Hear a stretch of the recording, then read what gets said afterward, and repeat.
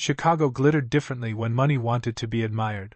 The skyline reflected itself against the black surface of Lake Michigan, each tower standing like a promise that success could erase history. Tonight, every luxury hotel within downtown buzzed with photographers, reporters, politicians, celebrities, and executives who had gathered for one event: the engagement gala of Adrian Moretti and Vanessa Whitmore. To the public, it was the union of two American dynasties. To those who knew how power truly worked, it was something closer to a treaty. Crystal chandeliers illuminated the ballroom inside the Langham Hotel while a string quartet performed modern pop songs disguised as classical masterpieces. Waiters floated through the crowd carrying champagne that cost more than most people earned in a month. Everyone smiled.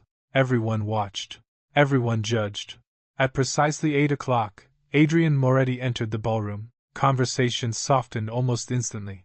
He wasn't the loudest man in the room. He never had to be. At 38, Adrian possessed the kind of presence that came from years of carrying impossible responsibility. His tailored charcoal tuxedo fit him perfectly, but there was something in his expression that no designer could polish away. Exhaustion. Not physical exhaustion. Something older. Something quieter. He greeted senators, investors, judges, CEOs, and media executives with identical courtesy. None of them noticed how often his eyes drifted toward the entrance, not waiting, searching. Vanessa arrived exactly 7 minutes later. Fashion magazines would later describe her appearance as flawless. The white silk gown shimmered beneath hundreds of camera flashes. Diamond earrings caught every light. Her smile was practiced to perfection. She walked directly to Adrian, wrapped both hands around his arm, and kissed his cheek. "There you are," she whispered warmly enough for nearby cameras to capture. "You look beautiful." "So do you." It sounded convincing. Almost. The photographers erupted. "Adrian! This way! One more kiss! Look over here!" Adrian placed a careful hand around Vanessa's waist. They smiled. Flash, flash, flash. Two people standing inches apart, separated by miles.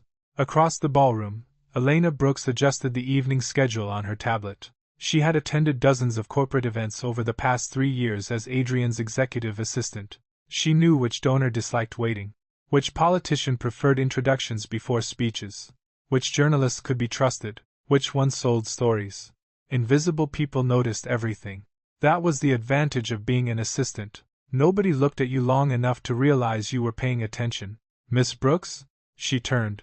One of the junior event coordinators approached nervously. "The mayor's security team wants to adjust seating. I'll handle it. And Mr. Moretti requested tomorrow morning's meeting be delayed. I already moved it." The young coordinator smiled with relief. "I don't know how you remember all this." Elena returned a polite smile. "I write everything down." That wasn't entirely true. Some things became impossible to forget, especially loneliness.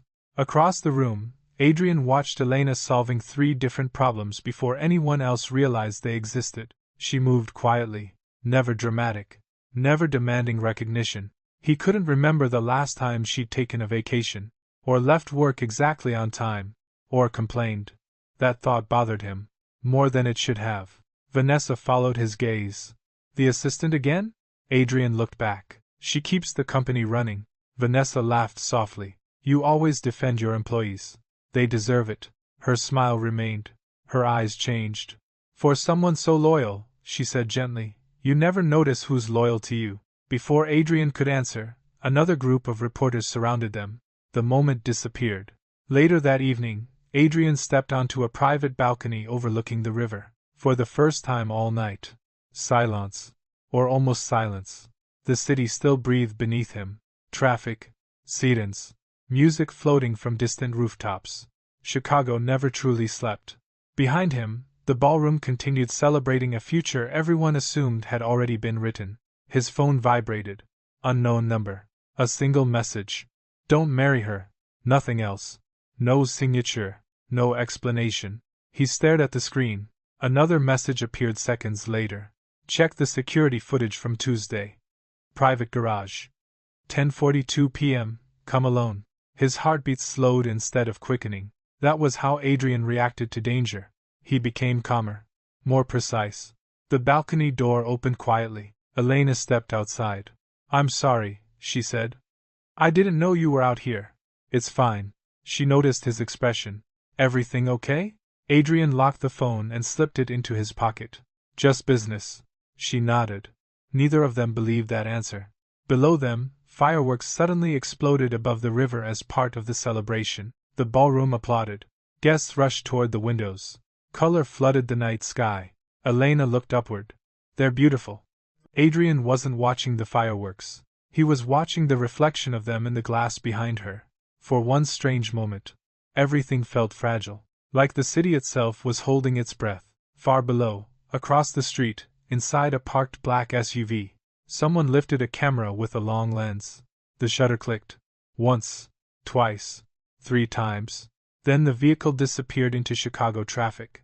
Neither Adrian nor Elena ever noticed they had just become part of a story that would soon destroy everything they believed was under control. 3 days after the engagement gala, Chicago woke to another wave of glamorous headlines. America's most powerful couple begins wedding countdown. Every major news outlet recycled photographs of Adrian Moretti and Vanessa Whitmore beneath fireworks, smiling as if happiness came naturally to people born into influence. Fashion blogs speculated about Vanessa's wedding gown. Business magazines praised the merger of 2 prestigious families. Social media filled with edited videos, set to sentimental music. No one questioned why Adrian looked distant in every picture. No one noticed that his smile never reached his eyes. At 7:30 on Monday morning, Moretti Holdings was already alive with movement. The glass tower overlooked the Chicago River, its minimalist architecture reflecting gray autumn clouds. Employees hurried through revolving doors carrying coffee and laptops, each one aware that the company's CEO expected excellence without ever raising his voice. Elena Brooks was already at her desk. She had organized Adrian's schedule down to 5-minute intervals. Board meeting, investment call, lunch with city officials, interview regarding the Whitmore Foundation, dinner with Vanessa. Every hour of his day belonged to someone else. She quietly knocked on his office door. You have 10 minutes before your first meeting. Adrian looked up from a folder he wasn't reading. Thank you, she hesitated. You didn't sleep. It wasn't a question. He smiled faintly. Is it that obvious? You've had the same cup of coffee for 40 minutes. He glanced toward the untouched mug. I suppose it is. For a moment, neither of them spoke. Their conversations often lived in the silence between ordinary sentences. I moved your afternoon appointments, Elena finally said. You needed the time. I didn't ask. I know. She offered a small smile before leaving the office. Adrian watched the door close. Some people tried to impress him. Others tried to manipulate him. Elena simply noticed things. The anonymous messages had continued. Each one brief. Each one precise. No threats. Only directions. Tuesday. Underground parking garage. 10:42 p.m. Camera 18. The first instinct Adrian had learned from growing up inside the Moretti family was simple. Trust no one. The second was even simpler. Verify everything. Late that evening, after the building emptied, he entered the secure surveillance room beneath company headquarters. Only one trusted technician remained. Leave us. The man nodded immediately. Within seconds, Adrian was alone. He entered the date. The time. Camera 18. Static flickered before the footage appeared. At first, nothing. Empty concrete. Fluorescent lights. Then, exactly at 10:42 p.m., a silver sedan pulled into the garage. Vanessa stepped out. She wasn't alone. A man in a navy overcoat approached from another vehicle. They embraced. Not romantically. Professionally. They spoke for nearly 12 minutes. No audio. Only gestures. The man handed Vanessa a thick envelope. She slipped it into her purse. Then she looked around carefully before driving away. Adrian replayed the footage 4 times. His expression never changed. Inside, however, old instincts awakened. This wasn't an affair. It looked like a transaction. The following evening, Vanessa invited him to dinner at an exclusive rooftop restaurant. Candles flickered between them. The city glittered below. She smiled across the table. Everyone keeps asking if I'm nervous. And are you? She laughed softly. I'm marrying the most intimidating man in Chicago. He studied her. Are you? She reached across the table and squeezed his hand. I've waited 3 years for this. The sentence sounded perfect. Almost rehearsed. What did you do last Tuesday night? For the first time that evening, She blinked. Only once. Dinner with my mother. You didn't mention it.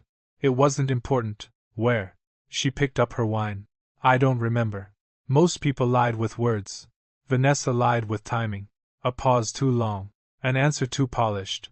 Adrian simply nodded. He changed the subject. She relaxed. That told him more than any confession could have. Wedding preparations consumed every available hour. Designers visited daily. Security consultants inspected venues. Lawyers reviewed contracts. Publicists coordinated interviews. Everything looked perfect. Everything felt increasingly artificial. Elena managed the endless logistics with remarkable calm. One afternoon, she entered the executive conference room carrying revised schedules. She stopped just outside the half-open door. Voices drifted through the narrow opening. Vanessa. And someone she didn't recognize. After the wedding, the board will follow. Moretti won't realize until it's finalized. Elena frowned. She hadn't intended to eavesdrop. She should leave. Instead, another sentence froze her in place. He trusts loyalty more than evidence. Vanessa laughed quietly. That's exactly why this will work. Footsteps approached. Elena instinctively stepped backward just before the conference room door opened. Vanessa emerged, smiling as though nothing unusual had happened. Oh, Elena. I brought tomorrow's schedule. Perfect timing. Vanessa accepted the folder effortlessly. Her smile remained graceful. Her eyes lingered a fraction too long, as if measuring whether Elena had heard anything. I'll give this to Adrian. Elena nodded. Of course. She walked away without looking back. Only after turning the corner did she realize her hands were trembling. That night the office remained illuminated long after every department had gone home. Rain tapped softly against floor-to-ceiling windows. Chicago blurred beneath thousands of reflections. Adrian stood alone reviewing financial reports when a gentle knock interrupted him. Come in. Elena entered carrying 2 cups of coffee. I thought you might need another. He accepted one. Thank you. She remained standing. There was something I should tell you. He noticed the hesitation immediately. What happened? She carefully chose each word. This afternoon I accidentally overheard Miss Whitmore speaking with someone. His attention sharpened. I wasn't trying to listen. I know. I only heard fragments. What fragments? She looked toward the rain outside. They mentioned the board. A wedding. And... She swallowed. That you trust loyalty more than evidence. Silence filled the office. Not uncomfortable. Heavy. Adrian walked to the window. He already possessed surveillance footage. Anonymous warnings. Now this. Different pieces. The same puzzle. Without turning around, he asked quietly, do you think people can pretend to love someone for years? Elena answered after a long pause. Yes. His reflection met hers in the glass. How? Because sometimes they love what that person can give them more than who they are. Her voice carried no bitterness, only experience. And eventually, they forget the difference. Rain streaked across the windows like fading tears. Neither noticed how close they now stood. Not physically, emotionally. An hour later they were still talking. Not about Vanessa. Not about investigations. About ordinary things. Elena admitted she used to sketch Chicago architecture during lunch breaks. Adrian confessed he hadn't watched an entire movie in almost 6 years. She laughed. You really work that much? I forgot how not to. My father used to say people eventually become prisoners of whatever they're best at. What did your father do? The warmth left her expression. He was a paramedic. He believed every life deserved saving. She looked down into her coffee. He died trying to prove it. Adrian didn't ask for details. Some grief deserved permission before questions. I'm sorry. She nodded once. So am I. The conversation faded naturally into silence. Not empty silence. Peaceful silence. Outside, the rain continued falling across Chicago. Inside the office, 2 lonely people discovered that honesty did not always begin with declarations. Sometimes it began with simply staying after everyone else had gone home. Across the street, inside another parked vehicle, a camera lens focused on the illuminated office. The photographer captured Adrian and Elena standing beside the window, coffee cups in their hands. From the angle, they looked impossibly close. The images were immediately encrypted and transmitted to an unknown recipient. A single reply returned, less than a minute later. She's becoming a problem. Another message followed. Remove her before Adrian learns everything. Far above the city, Neither Adrian nor Elena had any idea that their quiet conversation had just signed Elena's name onto someone else's death warrant. The charity gala began exactly as every high-profile event in Chicago was expected to begin, with polished smiles, expensive promises, and cameras eager to immortalize people who rarely showed their true faces. Hosted by the Whitmore Foundation, the evening celebrated scholarships for underprivileged students. Crystal chandeliers cast warm light over white linen tables while a jazz quartet played softly beneath the constant murmur of influential guests. Outside, protesters stood behind police barricades, questioning why billionaires needed another televised fundraiser. Inside, appearances mattered more than opinions. Adrian Moretti arrived with Vanessa on his arm. They greeted donors, shook hands, posed for photographs. Every gesture looked effortless. Every word had been rehearsed hundreds of times by public relations teams. Elena was nowhere beside them. Normally, she remained just beyond the cameras, coordinating schedules, solving last-minute crises, making certain Adrian never had to worry about logistics. Tonight, she had excused herself before the gala officially began. "I need to stop by headquarters," she had explained earlier that afternoon. "The legal team uploaded the wrong merger documents. I'll fix it and join you before the keynote speech."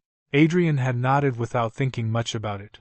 Now, almost 2 hours later, her chair remained empty. At first, he assumed she was simply delayed. He texted, "Everything okay?" No response. He called. Straight to voicemail. Unusual, not alarming. Yet, Vanessa noticed him checking his phone. "Work again? Elena should have been here by now. I'm sure she's fine." Her tone was casual. Too casual. "You've become rather dependent on your assistant." "I depend on competence." She smiled. "And she's exceptionally competent." Before Adrian could answer, another donor approached with a glass of champagne and a practice speech about philanthropy. The conversation continued. His attention did not. Across the ballroom, a member of Adrian's private security team approached discreetly. "Sir." "What is it?" "We checked with headquarters. And? Miss Brooks arrived there around 7. Is she still inside?" The guard hesitated. "We're not sure." Adrian's expression hardened. "What do you mean you're not sure? The building's internal security system went offline approximately 30 minutes ago." "Offline?" "Temporary outage. There are backup systems. They failed as well." Silence. Only for a second. That was enough. Adrian looked toward Vanessa. She was laughing with reporters. Perfect. Untouchable. Then he turned back to his security chief. "Get the car." "Sir, your speech begins in." Now. Rain had returned to Chicago. The streets glistened beneath traffic lights as Adrian's SUV sped through downtown. Nobody spoke. His phone remained silent. He called Elena again. Voicemail. Again. Nothing. Again. Still nothing. He stared out the window. Something felt wrong. Not because she had disappeared. Because Elena never disappeared. She always left a message. A note. An email. Some indication that plans had changed. This silence wasn't like her. It felt forced. Moretti Holdings stood almost completely dark when they arrived. Only emergency lighting illuminated the lobby.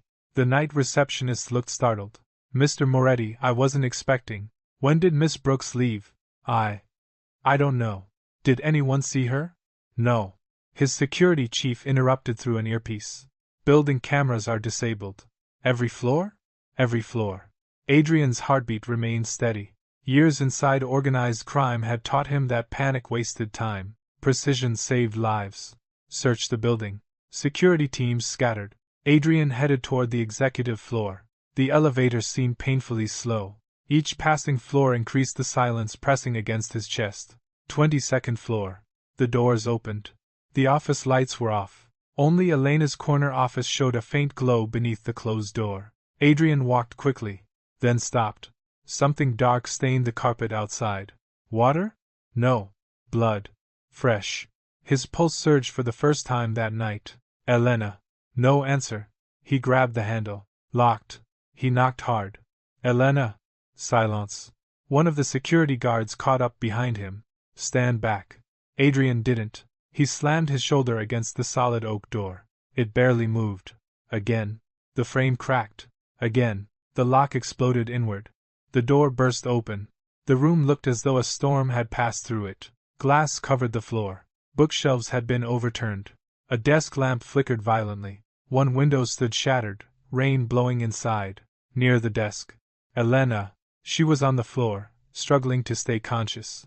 Blood soaked through the sleeve of her white blouse where a bullet had grazed her shoulder. A masked man stood only a few feet away.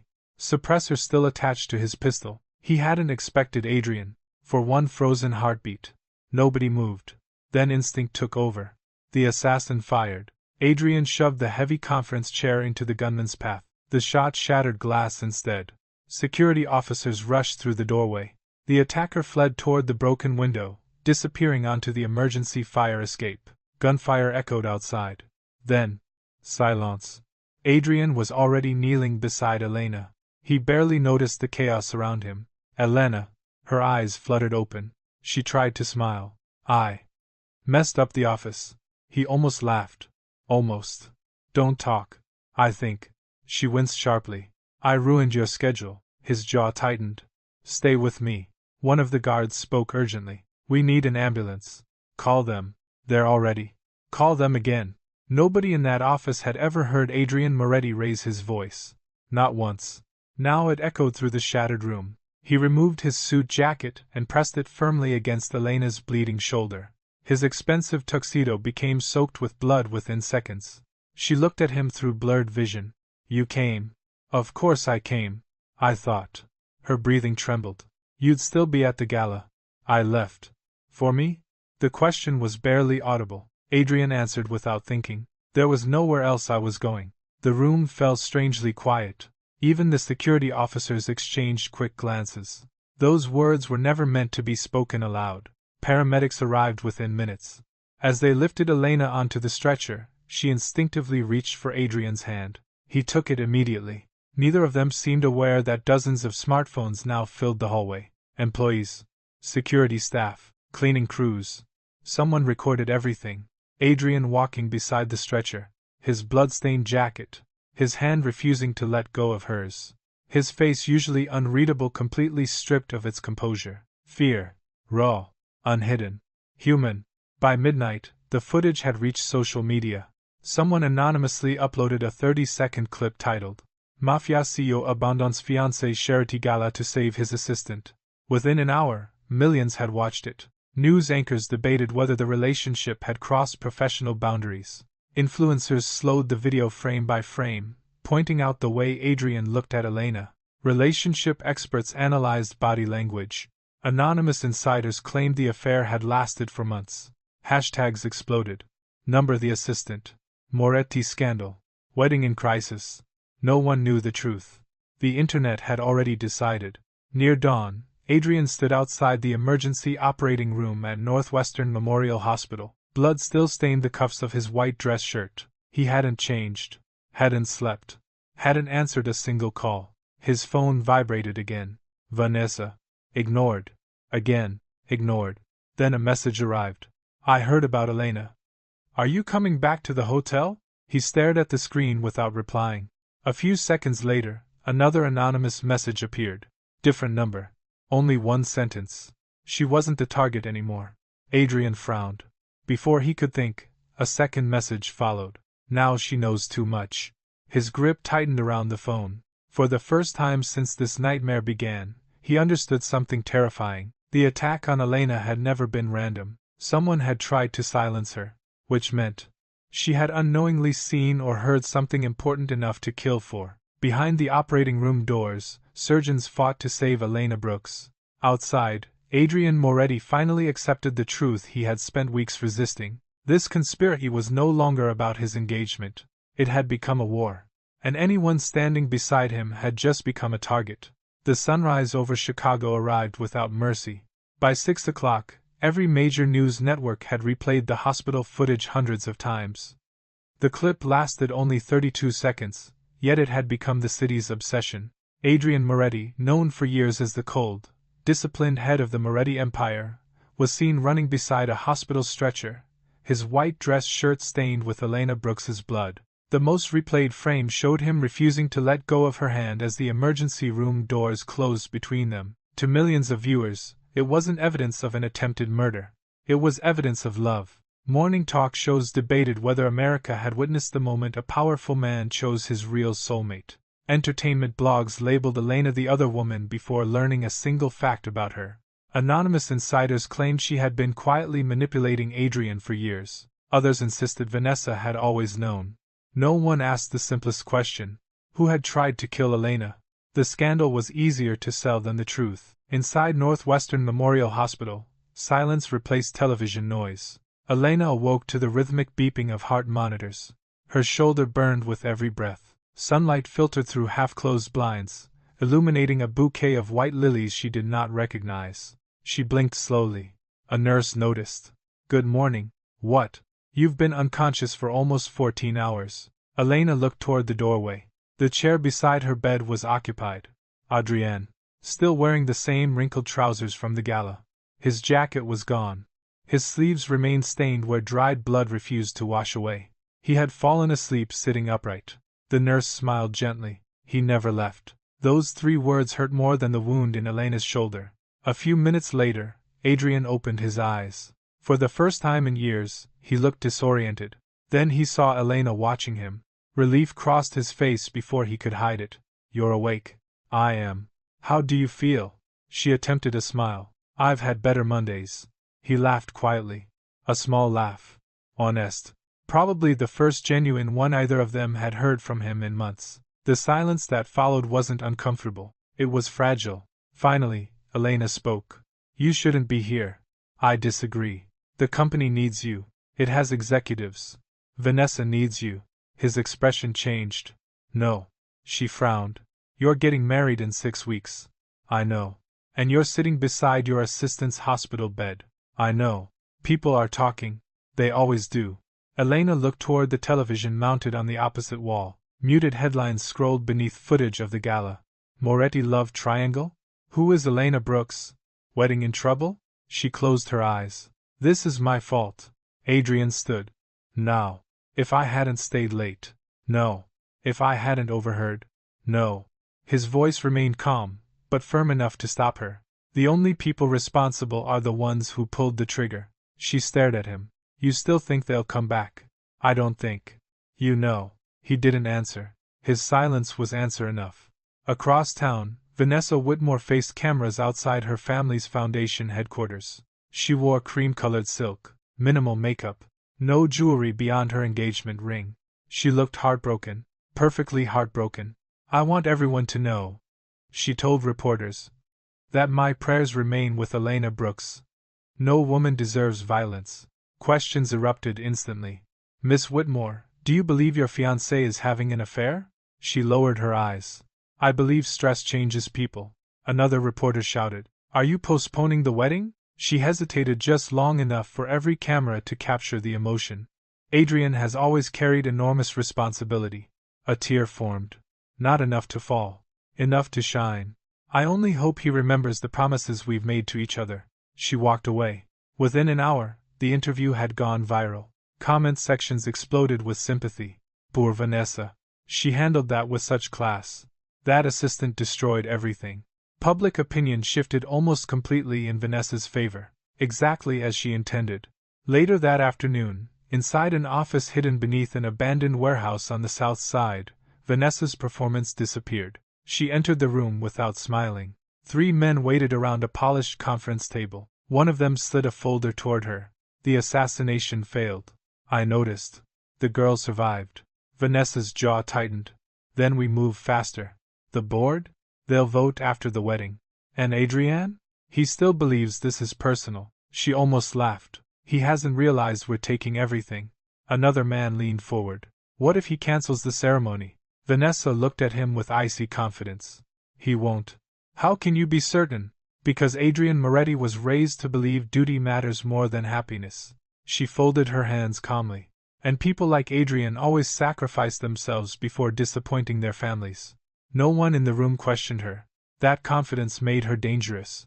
Meanwhile, Adrien had quietly begun his own investigation. Only 4 people knew about the anonymous messages. Only one of them was sitting across from him now.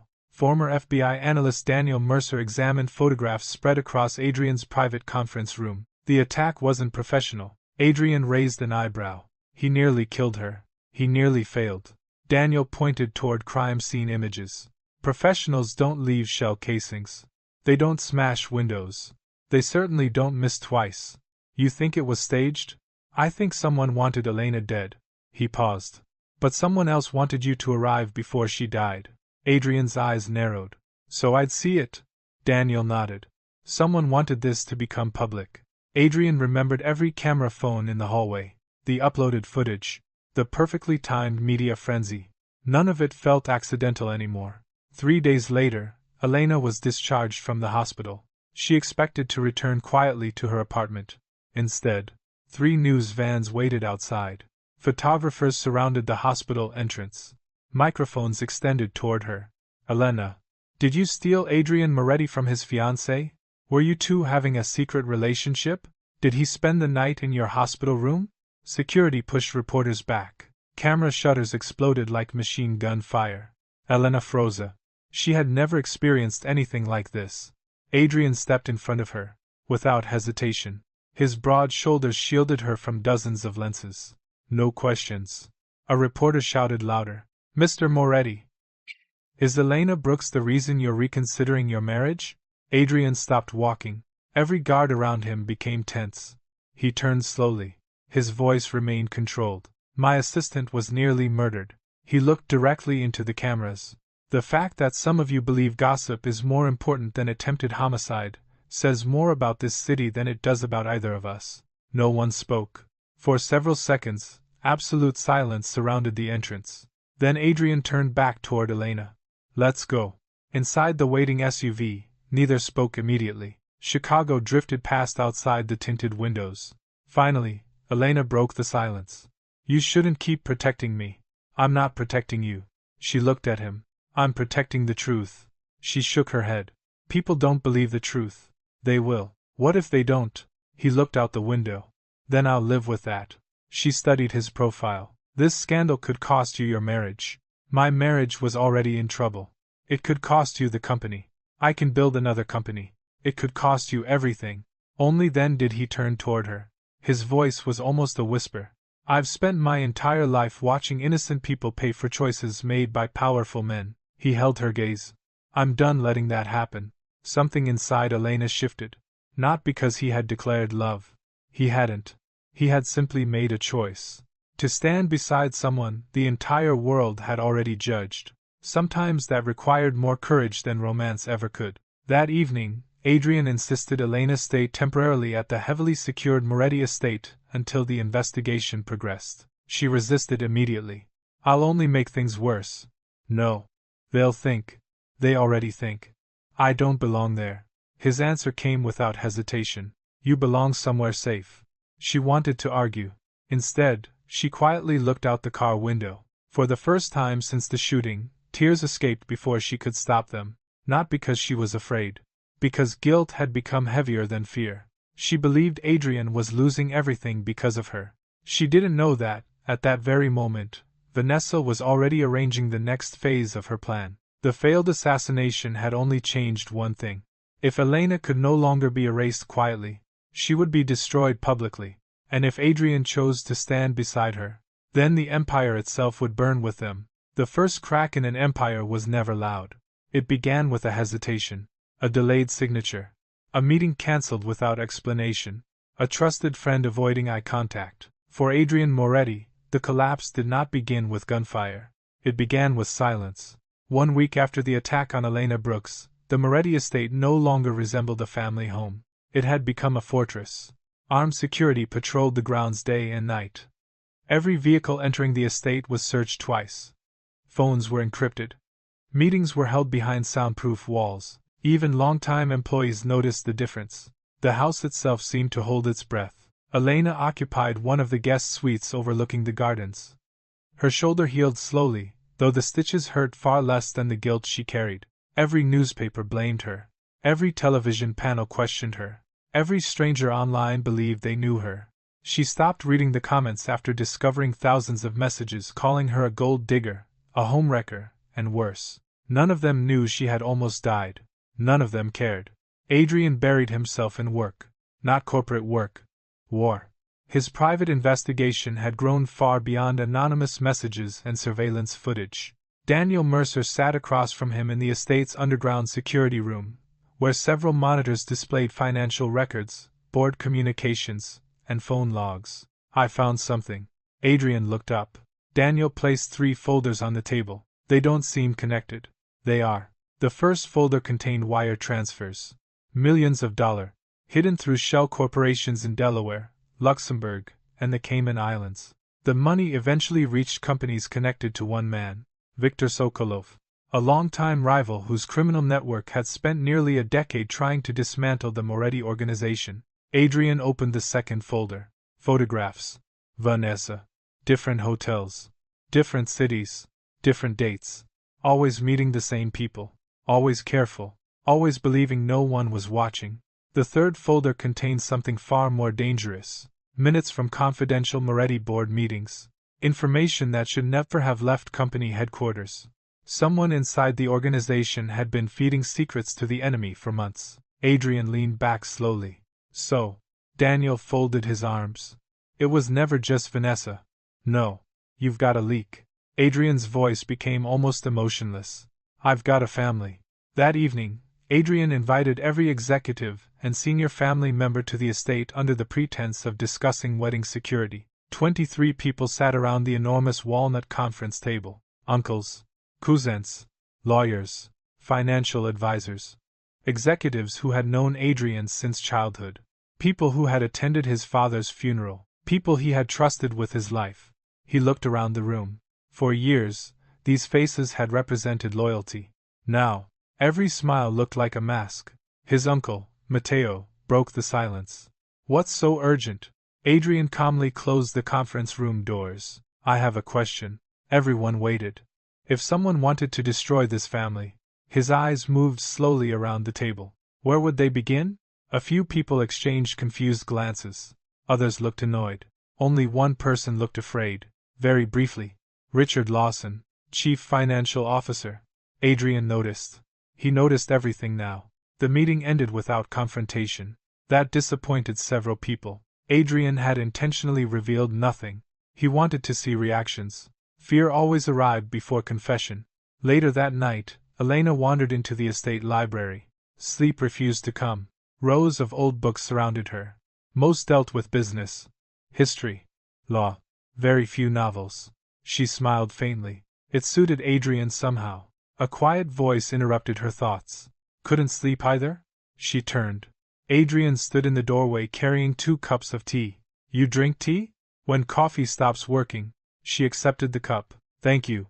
For several minutes, they simply looked through the rain-covered windows overlooking the gardens. Finally, Elena asked, Did you find who ordered the attack? Not yet. But you're close. I wish. She studied him carefully. You look tired. I've been tired for years. You hide it well. He smiled without humor. My father used to say leaders aren't allowed to look exhausted. And do you believe him? He thought for a long time. I used to. Silence settled comfortably between them. Then Adrian quietly asked, Have you ever realized your entire life was built on trusting the wrong people? Elena answered honestly. I think everyone realizes it eventually. He looked down into his tea. I always believed enemies stood outside the gates. And now? They've been eating dinner at my table. The investigation accelerated. Daniel's team recovered deleted emails, encrypted phone records, private bank transfers. The pattern became impossible to ignore. Vanessa had been leaking financial strategies, construction plan, investment schedules, security protocols, for nearly 8 months. But every document had first passed through someone inside Adrian's executive circle, someone who approved access, someone he had considered family. 3 days later, Daniel entered Adrian's office carrying a flash drive. His face said enough. We have him. Who? Richard Lawson. The CFO? Daniel nodded. We recovered deleted surveillance footage. He connected the drive to the television. A hidden camera showed Richard entering the executive archive room after midnight. He copied confidential files. Minutes later, Vanessa entered through another door. She kissed him, not passionately, confidently, like 2 partners celebrating progress.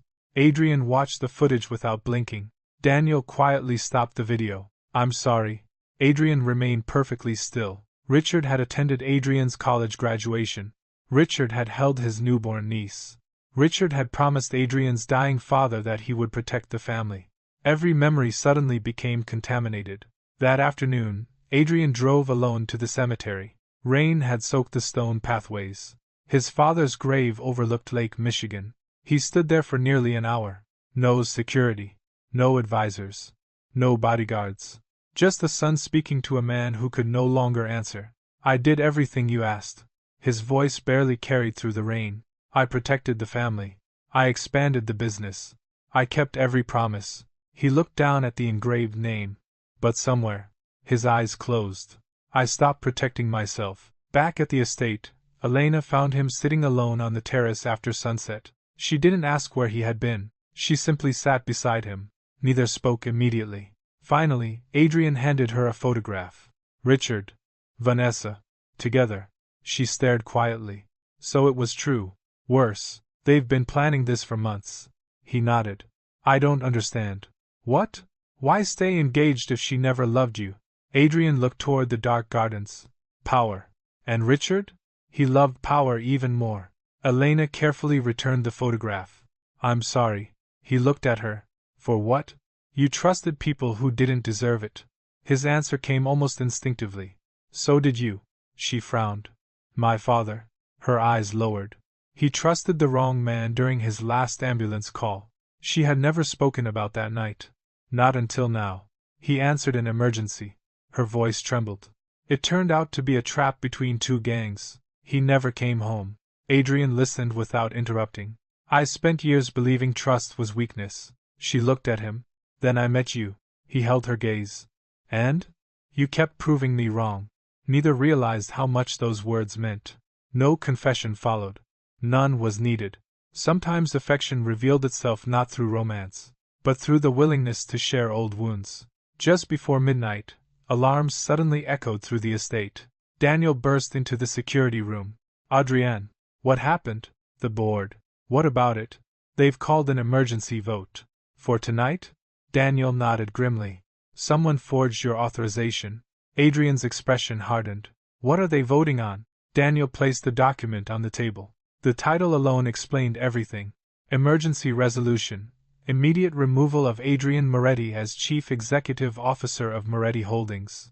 Adrian read the first page. Then the second. Half the board had already signed. Half. People he had known since childhood.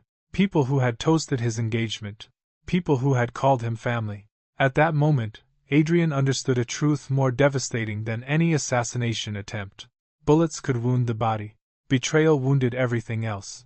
The greatest threat to the Moretti Empire had never waited outside its walls. It had been sitting at the family table all along. Chicago had always loved weddings. Especially weddings that belonged to powerful families. For weeks, helicopters hovered above the cathedral rehearsing camera angles. Television crews reserved rooftops overlooking Michigan Avenue. Luxury boutiques displayed replicas of Vanessa Whitmore's rumored wedding gown, while betting websites quietly accepted wagers on everything from celebrity guests to the honeymoon destination. The city believed it was counting down to the wedding of the decade. Only a handful of people knew it was counting down to something far more dangerous. A public execution, not of bodies, of lies.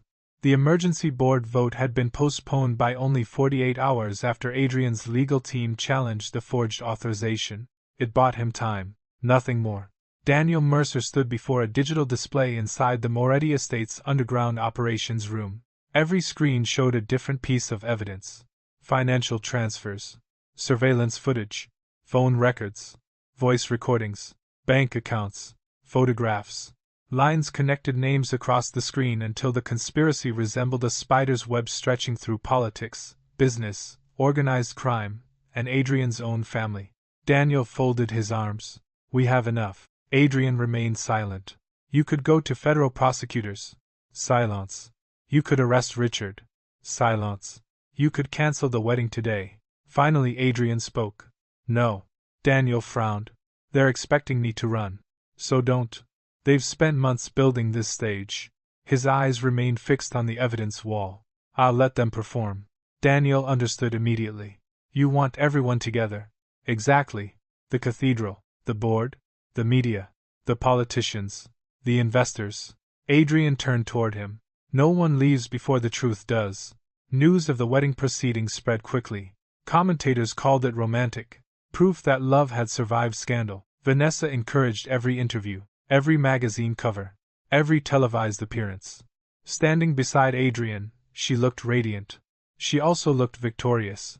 She believed she had already won. Only once did she study Adrian carefully. "You've been very quiet." "I've had a lot to think about." She smiled. "I know the last few weeks have been difficult." He looked directly into her eyes. "They've been educational." Something about his tone unsettled her. Only for a moment. Then another photographer called their names. The smile returned.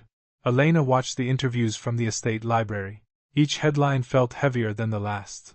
"Love triangle ends in fairy tale wedding." "Moretti forgives everything." "Assistant returns to work despite scandal."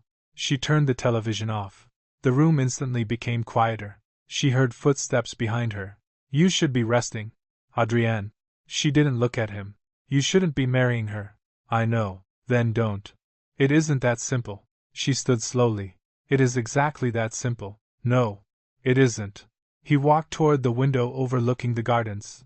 "If I cancel now, they disappear. They destroy evidence. They blame everything on someone else." She stepped closer. "So let them." He turned. "They tried to kill you." "I know." "They've betrayed everyone I trusted." "I know." "They'll never stop." She held his gaze. "And neither will you." Silence. "You don't want justice anymore." Her voice softened. "You want revenge." The word lingered between them. Adrian looked away.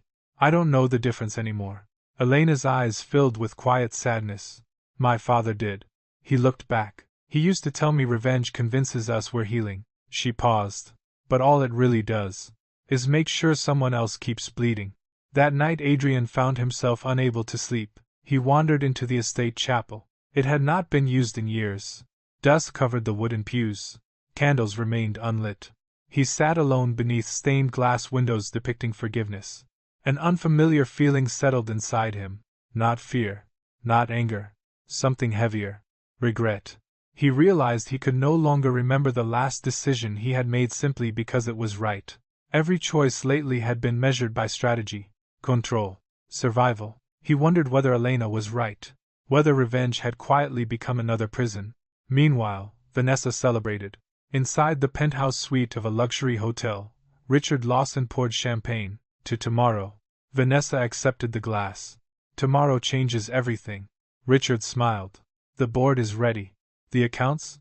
"Transferred." "The politicians?" "Committed." He raised his glass. "And Adrienne?" Vanessa looked through the panoramic window toward the city skyline. "He'll stand at the altar. He'll say his vows. And by sunset, he won't own his company." Neither noticed the tiny blinking light beneath the conference table. Daniel's surveillance team had installed the listening device 12 hours earlier. Every word was being recorded. The following afternoon, Adrian received an unexpected visitor. Matteo Moretti. His uncle. The man who had helped raise him after his father's death. They met alone in the estate's old wine cellar. Matteo sighed deeply. "I know." Adrian remained expressionless. "I figured you did." The older man lowered himself into a chair. "I never wanted this. You signed the vote. I thought Richard was protecting the family." "You thought wrong." Matteo closed his eyes. "They promised no one would get hurt." Adrian's voice remained calm. "Elena was shot. I didn't know. They lied to you. They lied to all of us." Matteo looked older than Adrian had ever seen him. "I failed your father." "No." Adrian answered quietly. "You failed yourself." The old man nodded slowly. Tears gathered but never fell. "Can you forgive me?" Adrian didn't answer immediately. Finally, he spoke. "I don't know." It was the most honest answer he could give. Late that evening, Elena entered Adrian's office carrying a small leather notebook. "I found this while organizing storage." He accepted it. His father's journal. The worn pages smelled faintly of old paper and cedar. He opened randomly. A handwritten entry caught his attention. "Power is not measured by how many enemies you destroy. It is measured by how many people still recognize your soul after the battle is over." Adrian read the sentence again, then again. He quietly closed the journal. "My father wrote this?" Elena nodded. "I thought you should have it." He looked at the cover for a long time. I've spent years trying to become him. You don't have to. She smiled gently. You only have to become the man he'd still be proud to call his son. The wedding morning arrived beneath clear blue skies. Police closed several downtown streets. Thousands gathered behind barriers. News helicopters circled overhead. Inside the cathedral, florists completed the final arrangements. Rows of white roses lined the aisle. String musicians rehearsed softly. The guest list read like a directory of America's elite: governors, judges, corporate magnates, celebrities, religious leaders, half of Chicago's power structure, exactly as Adrian had intended. Backstage, Daniel approached him one final time. The evidence is ready. Adrian nodded. Every screen? Connected. Every recording? Backed up. The press? They'll see everything. Daniel hesitated. There's still time to stop this. Adrian buttoned his black tuxedo jacket. I already have. Daniel looked confused. What do you mean? Adrian glanced toward the cathedral doors, where thousands of lives and countless secrets were about to collide. They think today's a wedding. A long silence followed. It never was. Across the hallway, Elena adjusted the bandage beneath her sleeve. She wasn't part of the bridal party. She had no official reason to be there. Yet Adrian had insisted she attend. Not as his assistant. As a witness. She looked through the stained glass window toward the crowded sanctuary. For reasons she couldn't explain, her heart ached. Not because Adrian was about to marry another woman. Because she feared what exposing the truth would cost him. Some victories demanded too much. Some truths arrived carrying ashes. And as the cathedral bells began ringing across downtown Chicago, Elena whispered a prayer she hadn't spoken since losing her father. Not that Adrian would win, but that when everything ended, he would still recognize the man staring back at him in the mirror. The bells of St. Bartholomew Cathedral echoed across downtown Chicago with the solemn certainty of tradition. Television helicopters circled overhead. Satellite trucks lined the streets. Thousands of spectators stood behind steel barricades, hoping to witness the wedding that had dominated headlines for months. Inside the cathedral, nearly 800 guests filled the pews. Governors, federal judges, corporate executives, foreign investors, religious leaders, old family friends. Every seat represented influence. Every handshake concealed an agenda. To the world, it was a celebration. To Adrian Moretti, it was the courtroom where every lie would finally stand trial. The orchestra began playing. Guests rose to their feet. Vanessa Whitmore appeared at the entrance beneath a veil embroidered with Italian lace that had belonged to her grandmother. Photographers clicked relentlessly. She looked breathtaking. She also looked victorious. Her father escorted her down the aisle with quiet pride. She never once doubted the future waiting at the altar. Adrian stood motionless before the priest. His black tuxedo fit perfectly. His expression betrayed nothing. Only Daniel Mercer, standing near the rear entrance, noticed Adrian discreetly touch the wireless earpiece hidden beneath his collar. Everything was ready. The ceremony began. The priest welcomed the congregation. He spoke of faith, commitment, sacrifice, words that suddenly sounded almost ironic. Vanessa smiled warmly whenever the cameras pointed toward her. Adrian answered each question politely, almost mechanically. No one suspected that beneath the cathedral floor, Daniel's cybersecurity team had already connected every projector, television feed, and media broadcast to a secure server. One command. That was all it would take. The priest looked at Adrian. Do you, Adrian Moretti, willingly enter into this holy covenant? Stop. The single word echoed through the cathedral. Confused murmurs spread immediately. The priest lowered his Bible. Mr. Moretti? Adrian stepped away from the altar. His voice remained calm. I'm sorry. He looked directly at Vanessa. I cannot marry you. Silence. Absolute silence. Even the television cameras seemed frozen. Vanessa laughed softly, as if he were making an unfortunate joke. Adrienne, I'm serious. The smile disappeared. What are you doing? Ending this. Guests began whispering. Reporters leaned forward. Daniel quietly pressed the button inside his jacket.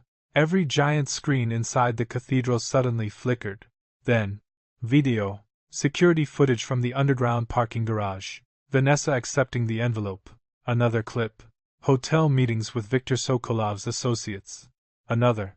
Hidden recordings of Richard Lawson copying confidential files. Another. The hotel penthouse conversation. Vanessa's own voice filled the cathedral. By sunset? He won't own his company. Gasps erupted throughout the sanctuary. Richard Lawson stood abruptly. This is fabricated! Daniel's voice echoed through the sound system. The recordings have already been transmitted to federal authorities, every major news outlet, and every board member present. Richard's face lost all color. Vanessa slowly turned toward Adrian. You've been investigating me. For months. You used the wedding. No. His eyes never left hers. You used the wedding? She stepped closer. You think you've won? I never wanted to win. Then why? His answer came quietly. Because I wanted everyone to see the truth before anyone could bury it. A furious shout erupted from the front pew. Matteo Moretti stood, staring at Richard. You lied to us. Richard pointed back. You signed every document. You told me Adrian was becoming unstable. You believed what you wanted to believe. Suddenly another board member joined. Then, another. Old alliances fractured within seconds. Accusations flew across the cathedral. Years of resentment surfaced all at once. The carefully maintained image of the Moretti family shattered before hundreds of witnesses. Vanessa's father approached the altar. What have you done? Adrian looked at the older man with genuine regret. I exposed people who betrayed everyone standing in this room. You humiliated my daughter. No. Adrian glanced toward Vanessa. She did that herself. For the first time, Vanessa abandoned every trace of elegance. You self-righteous fool. Her voice cracked with fury. You think people will admire you now? She laughed bitterly. They'll remember the Mafia boss whose own fiancée destroyed him. Adrian answered with unexpected peace. Maybe. But they won't remember me as a man who married a lie. The cathedral doors slammed open. Federal agents entered. Not dramatically. Professionally. Badges flashed. Arrest warrants unfolded. Richard Lawson, you're under arrest for conspiracy, financial fraud, racketeering, and obstruction of justice. Panic exploded. Richard shoved one of the agents aside and sprinted toward a side exit. 3 armed men secretly working for Viktor Sokolov rose from different pews. Handguns appeared beneath tailored jackets. Someone screamed. The first shot shattered a marble column. Guests dropped to the floor. Chaos swallowed the cathedral. Adrian moved instantly. Years of instinct replaced ceremony. Everyone down. Daniel tackled one gunman before he could fire again. Security officers rushed from concealed positions. The second attacker exchanged gunfire with Moretti bodyguards near the choir loft. The third seized Vanessa by the arm. Move. She struggled violently. I'm not going anywhere. You know too much. For the first time since anyone had met Vanessa Whitmore, fear overwhelmed arrogance. The conspiracy she had helped build no longer needed her alive. Across the cathedral, Elena saw the gunman's weapon swing toward Adrian. Without thinking, she ran. Adrian. The warning came 1 heartbeat before the shot. Adrian turned instinctively. The bullet struck a stone pillar instead of his chest. Fragments exploded across the aisle. The assassin fired again. Before he could aim a third time, Daniel shot him in the shoulder. The weapon clattered across the marble floor. Federal agents swarmed forward. Within seconds, it was over. Smoke drifted beneath the cathedral ceiling. Broken stained glass windows scattered colored light across shattered pews. Wedding flowers lay crushed beneath hurried footsteps. White roses had become stained with blood. Not much. Enough. Enough to ensure no one would ever remember this day as a wedding. Outside, helicopters captured every second live. Millions watched in disbelief. The cancellation. The evidence. The arrests. The gunfire. By evening, every news network carried the same headline. The Moretti Empire collapses live on national television. The board immediately suspended operations. Banks froze corporate accounts. Political allies publicly denied ever supporting the organization. Investors fled. Executives resigned. For decades, the Moretti Empire had appeared invincible. It unraveled in less than 6 hours. Not because enemies attacked from outside. Because truth finally reached the center. As paramedics treated the injured outside the cathedral, Vanessa sat alone in the back of a police vehicle. Hair mascara had run. Her veil had disappeared. Handcuffs replaced her engagement ring. She watched Adrian through the tinted window. He stood several yards away beside Elena. Neither of them spoke. Neither smiled. Vanessa whispered to herself, I was supposed to win. An FBI agent closed the vehicle door. The words disappeared behind the glass. Adrian stood on the cathedral steps, as reporters shouted questions from every direction. Mr. Moretti, did you know your fiancée was betraying you? Is your criminal organization finished? Are you under investigation? Is Elena Brooks the woman you truly love? He looked across the crowd. Thousands of strangers waited for a statement. The old Adrian would have ignored them. The man standing there now simply answered, "For years." His voice carried across the microphones. "I believed power could protect the people I loved." He paused. "I was wrong." Another silence settled over the plaza. "The only thing worth protecting," he glanced briefly toward Elena, "is the truth." Without another word, he stepped away from the cameras. For the first time in his adult life, he chose to walk away from power instead of toward it. Behind him, the cathedral bells began ringing once more. Not for a marriage, for the funeral of an empire. Winter arrived quietly. Snow softened the sharp edges of Chicago, covering rooftops, sidewalks, and abandoned construction sites with the same patient silence. The city looked cleaner than it had in years, as though even concrete deserved the chance to begin again. 6 months had passed since the wedding that never happened. The cathedral had repaired its broken stained glass. The news channels had found news scandals. Social media had moved on. But for the people whose lives had been rewritten that morning, time healed slowly. Some scars preferred honesty over speed. The Moretti Empire no longer existed in the form the city had feared for generations. Federal investigations had dismantled dozens of shell corporations. Illegal operations were seized. Money laundering networks collapsed. Several longtime executives accepted plea agreements. Richard Lawson had been sentenced to decades in federal prison after cooperating with investigators. Viktor Sokolov disappeared before authorities could arrest him. Some believed he had fled Europe. Others whispered he had been betrayed by his own allies. No one knew for certain. Vanessa Whitmore pleaded guilty to multiple financial crimes in exchange for testimony against political and criminal associates. The woman once celebrated on magazine covers now spent her days behind prison walls, where expensive gowns and practiced smiles carried no influence. The dynasty built on fear had finally collapsed under the weight of its own deception. Adrian Moretti shocked everyone. He did not fight to reclaim what had been lost. He sold legal assets to compensate victims harmed by years of corruption. He dissolved businesses that had quietly served criminal interests.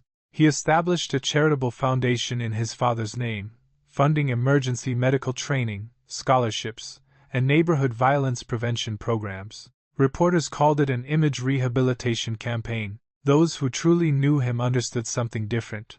For the first time in his life, every decision belonged to him. One snowy afternoon, Adrian stood inside a modest community center on Chicago's west side. Children laughed while painting murals across a once neglected wall. A teenage volunteer recognized him immediately. "Mr. Moretti?" Adrian smiled. "Just Adrian. I saw you on television." "I imagine you did." The boy hesitated. "My dad said people like you never change." Adrian looked toward the children covering gray bricks with bright colors. "I used to believe that too. Were they wrong?" He considered the question carefully. "No. They were cautious."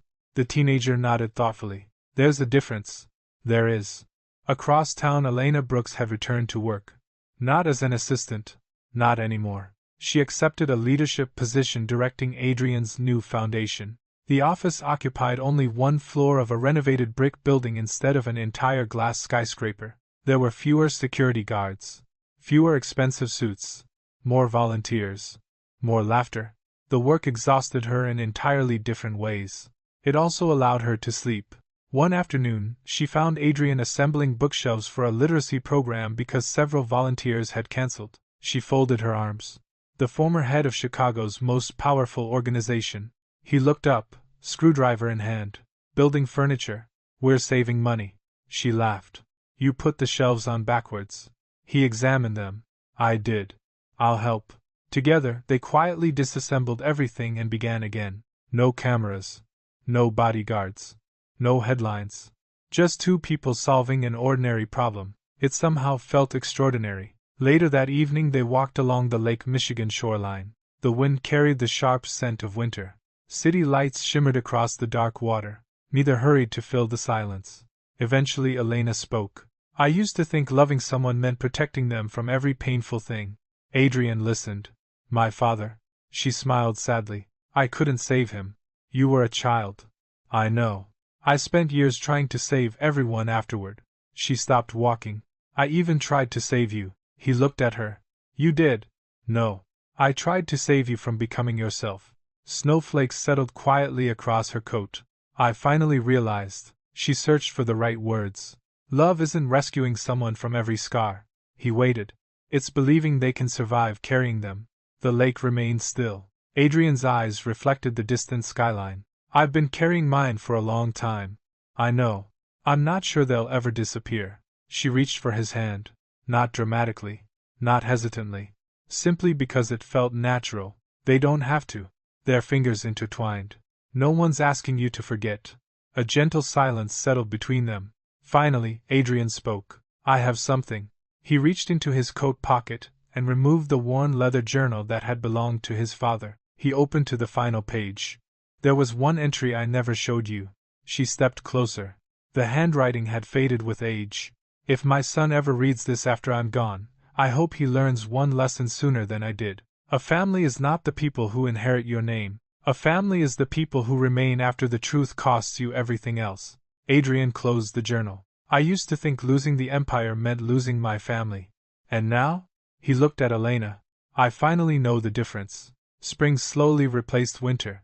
The Foundation opened its first emergency response scholarship in memory of Elena's father.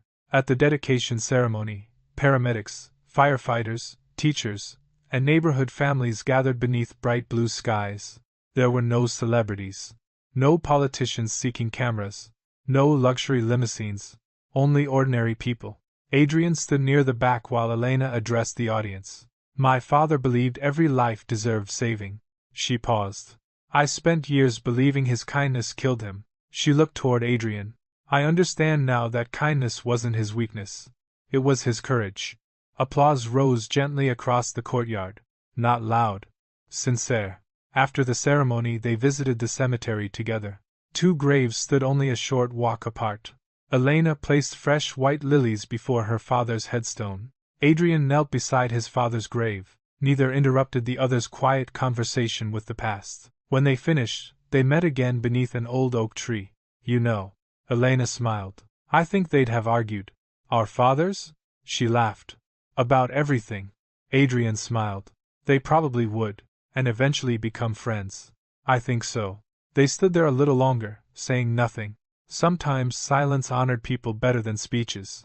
That evening, Chicago glowed beneath the colors of another sunset. From the balcony of the Foundation's modest office, Adrian watched commuters crossing bridges, cyclists racing home, and children chasing one another through a nearby park. Life continued. Ordinary. Beautiful. Elena stepped beside him carrying 2 cups of coffee. No tea today? He accepted the cup. I've earned coffee again. She smiled. I suppose you have. They leaned against the railing together. No reporters waited below. No enemies watched from parked cars. No one expected them to become symbols. Only themselves. Only tomorrow. Adrian broke the comfortable silence. Do you ever wish none of it had happened? Elena thought carefully. I wish fewer people had been hurt. So do I. But if the lies had never been exposed, she looked out across the city, we would still be living inside them. He nodded slowly. The evening breeze carried the sound of distant church bells. Not mournful, hopeful. Adrian slipped his hand into hers once more. This time neither of them looked away. Below them, Chicago continued moving toward another night. Above them, the sky faded from gold to deep blue. The future offered no guarantees. No perfect endings.